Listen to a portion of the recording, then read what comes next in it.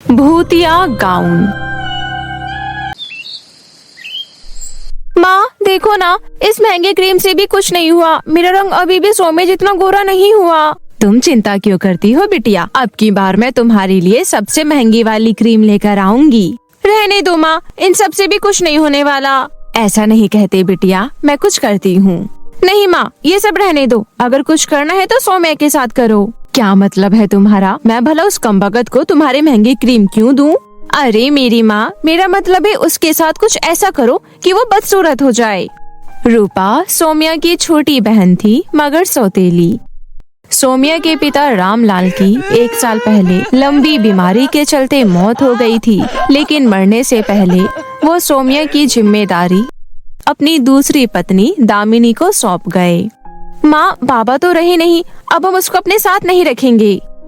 अरे बिटिया, जरा दिमाग से काम ली। फ्री की नौकरानी मिल रही है, घर का सारा काम हम उसी से करवाएंगे। और वैसे भी मरने से पहले तेरे बाबा बड़ा दिमाग लगा कर गए हैं, अपनी आधी प्रॉपर्टी उसके नाम कर गए हैं। जब तक वो आधा हिस्सा भी हमारे हाथ नहीं आ जाता, तब तक तो इसे अपने साथ रखना ही पड़ेगा। सौम्या की सौतेली माँ दामिनी और बहन रूपा उसे एक नौकरानी की तरह घर का सारा काम करवाते। बेचारी दिन भर घर के कामों में लगी रहती, लेकिन उसे एक समय का ढंग का खाना भी नसीब नहीं होता। सौम्या जितनी स्वभाव की अच्छी थी, उतनी ही सुंदर भी थी। जो एक बार सौम्या को देखता, वो उसकी खूबसूरती की तारीफ किए बिना नहीं रह पाता था। बस इसी बात से रूपा सौम्या से बहुत जलती थी। माँ, मुझे कुछ नहीं पता। मेरे बर्थडे पार्टी से पहले सौम्या का चेहरा खराब हो जाना चाहिए। कुछ भी करो, चाहे उसके ऊपर गरम गरम तेल ही क्यों ना गिरा दो, फिर उसे छत से नीचे धक्का ही क्यों ना दे दो। सब लोग जब देखो उसकी सुंदरता की ही तारीफ करते रहते हैं, मेरी तो कोई करता ही नहीं। हाँ। नहीं बिटिया, हम ऐसा कुछ नहीं कर सकते।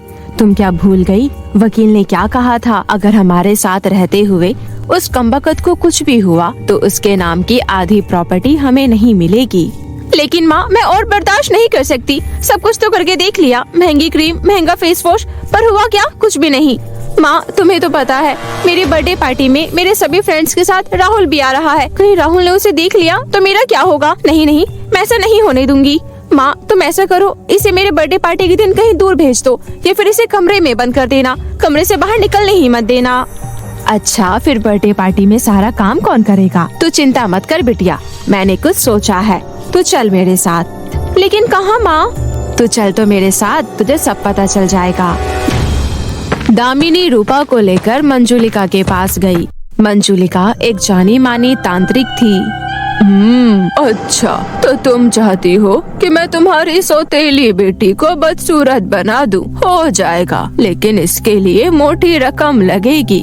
मंजुलिका माई, आप पैसों की चिंता बिल्कुल भी मत करो। जितना भी लगेगा मैं देने के लिए तैयार हूँ। बस आप जल्दी से उस सौम्या को बदसूरत बना दो और मेरी बिटिया रूपा इतनी सुंदर हो जाए कि बस सब उसे ही देखते रह जाए।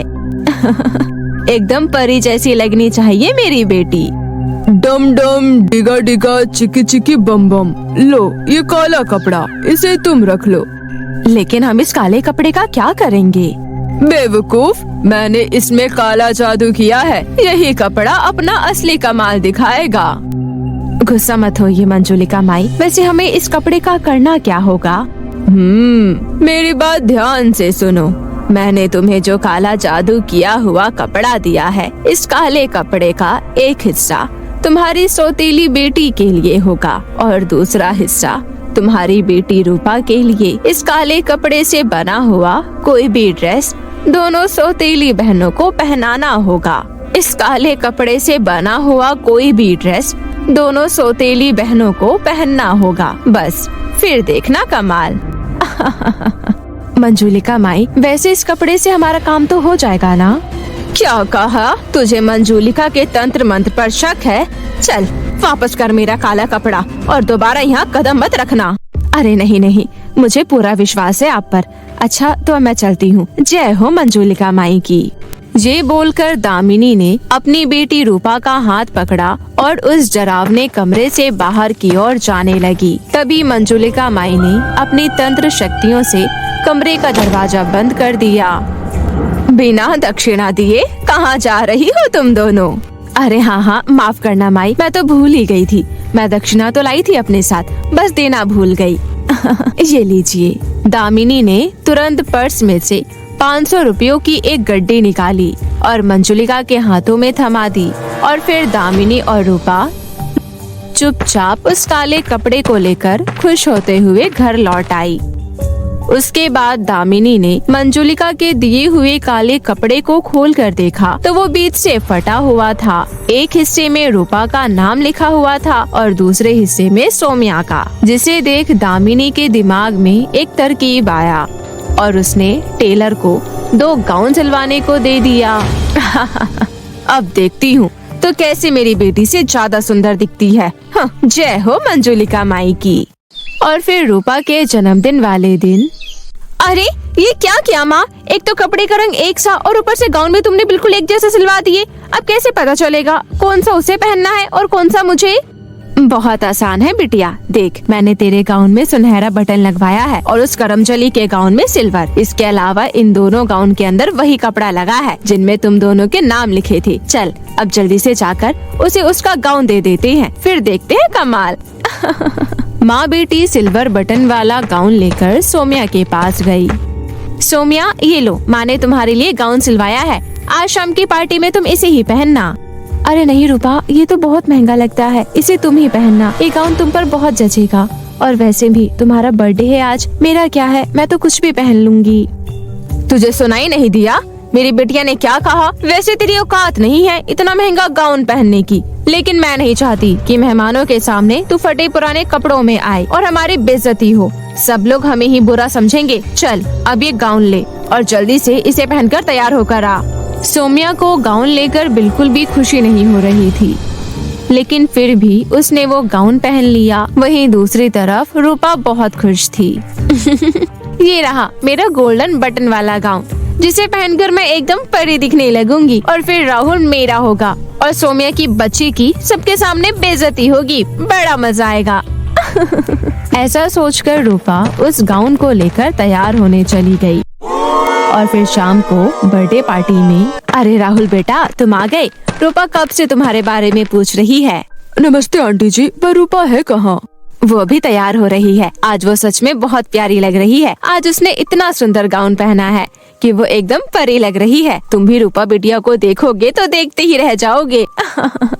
दामिनी बस बोले जा रही थी, लेकिन राहुल का ध्यान दामिनी की बातों पर नहीं बल्कि कहीं और था। उसकी नजरें एक जगह जाकर जम सी गई थी। उसकी ही नहीं, पार्टी में मौजूद सभी बस उसकी ही तरफ देखे जा रहे थे। जब दामिनी ने ये बात महसूस की तो उसने भी उस तरफ देखा। सामने गाउन पहने सौम्या खड़ी थी। हे भगवान, ये क्या हो गया? ये तो पहले से भी ज्यादा सुंदर हो गई, पर ये हुआ कैसे? इसे तो बदसूरत हो जाना चाहिए था। आंटी जी कौन है ये? इतनी सुंदर लड़की तो मैंने आज तक नहीं देखी। राहुल बेटा, ये लड़की इतनी भी ज्यादा सुंदर नहीं है। तुमने अभी रूपा को नहीं देखा ना, इसलिए ऐसा बोल रहे हो। ये लड़की तो हमारे घर की नौकरानी है। तुम यही रुको, मैं रूपा बिटिया को लेकर आती हूँ। इसके बाद दामिनी परेशान होते हुए रूपा के कमरे में गई। रूपा के कमरे का सामान बिखरा हुआ था और रूपा एक कोने में मुंह छुपाए रो रही थी। रूपा बिटिया क्या हुआ, तुम रो क्यों रही हो? फिर जैसे ही रूपा ने अपना चेहरा ऊपर किया तो दामिनी की चीख निकल गई। रूपा, ये तेरे चेहरे को क्या हो गया बिटिया? दरअसल रूपा का चेहरा बहुत ही डरावना हो गया था। वो किसी चुड़ैल से कम नहीं लग रही थी। रूपा बिटिया चुप हो जा, लेकिन मुझे समझ नहीं आ रहा ये हुआ कैसे?